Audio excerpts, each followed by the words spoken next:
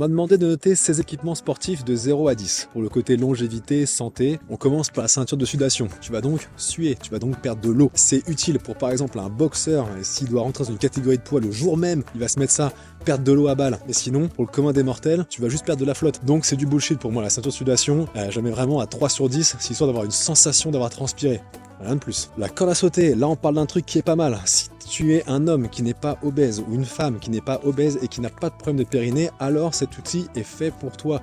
Je le mets à 9 sur 10 parce que tu bosses la tonicité, tu bosses la coordination, c'est génial. La roue abdominale, alors si tu veux comprendre la notion de gainage, cette petite roue va te le faire comprendre mais très vite.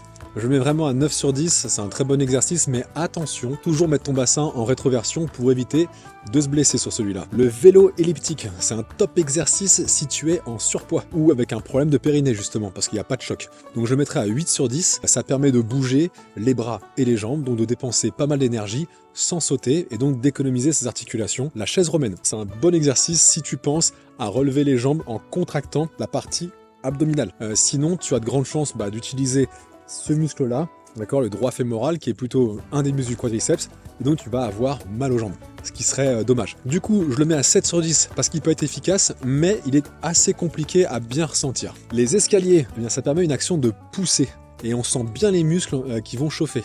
Donc pour un exo cardio d'intensité moyenne, sur du long, je mettrai à 7 sur 10. Les bandes de résistance, par exemple, une aide pour des tractions, ça va t'alléger le poids. Dans ce cas-là, c'est un 8 sur 10. Ça peut l'être aussi pour des exercices de tirage avec élastique, mais je mettrai à 6 sur 10 parce que c'est un peu moins efficace que sur une barre ou en poids libre. Mais ça peut bien sauver la mise en voyage. La plateforme vibrante. Alors là, faut se l'avouer, c'est quand même un sacré truc de flemmard ce truc. En gros, la machine, elle bosse pour toi. Je la mets à 2 sur 10. T'as un corps, il est fait pour bouger, pas pour se faire secouer dans tous les sens en restant passif. Le rameur, très bon comme exercice, ça fait bosser principalement les chaînes de tirage, dos, biceps, deltoïde postérieur, mais aussi les jambes dans une moindre mesure, donc tu vois c'est un full body quand même.